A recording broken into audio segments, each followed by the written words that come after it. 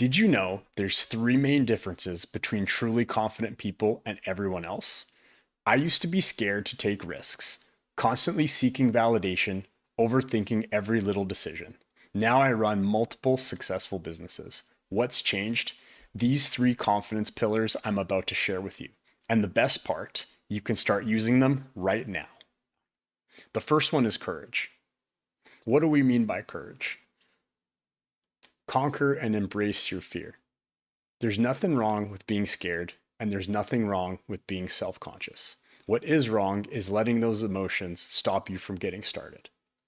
It's okay if when you start, you're not amazing at something. The more repetitions you put up, you will see progress and you will get to where you're going. You will miss every shot that you don't take. Also, remember that done is better than perfect, especially if perfect is stopping you from getting done. Don't be so harsh on yourself at the beginning. Allow yourself room to grow without the judgment.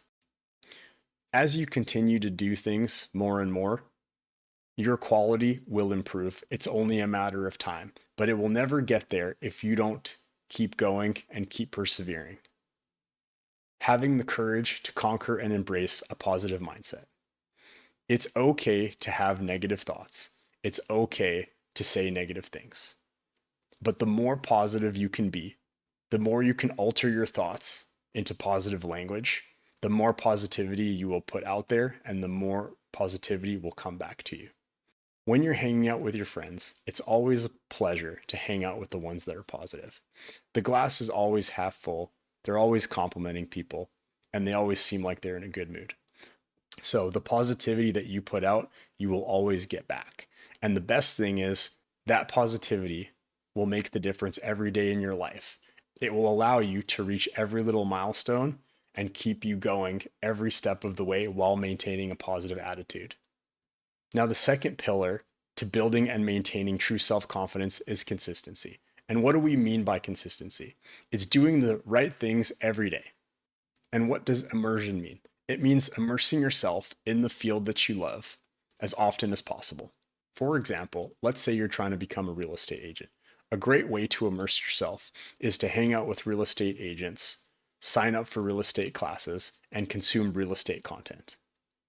The more you can immerse yourself in the field that you love, when you see other people doing what it is that you want to do, it's much easier to learn and start emulating those behaviors so you can start getting those results. When I first was trying to learn how to do investments, I fully immersed myself in that culture. I started hanging out in places with other investors. I joined master classes. I consumed every single content I could about the topic, and I read all the best books I could find. I was obsessed with it. And because of the way I immersed myself in the culture, things started to pick up, and slowly I was able to find some success.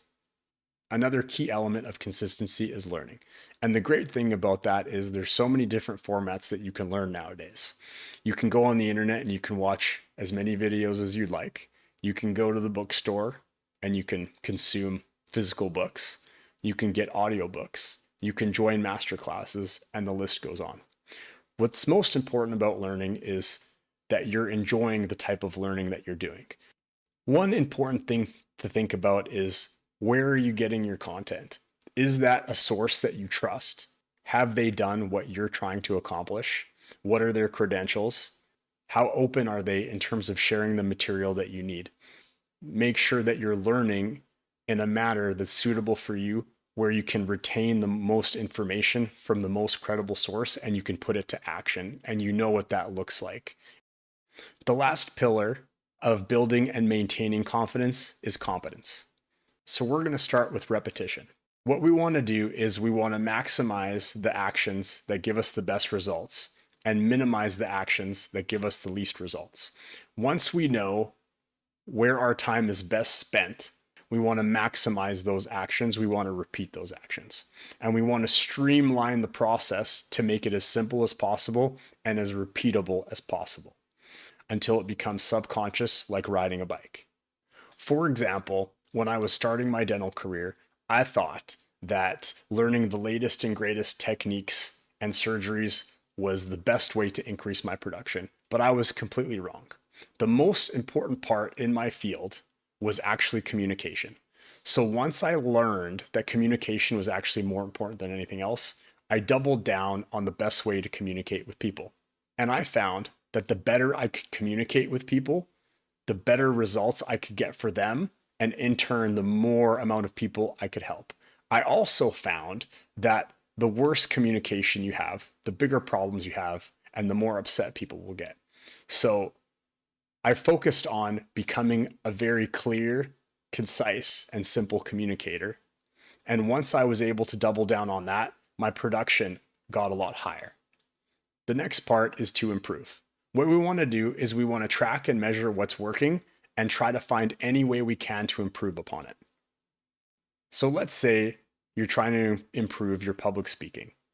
So you speak at a couple different events and you record them all and you start watching a playback of yourself.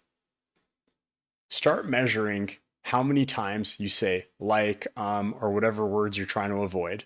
Try to measure how engaged the audience are, how many people are listening to what you're saying, how many people are not. Try to review your stories to see if you can make them better. Are they engaging? Are they not engaging?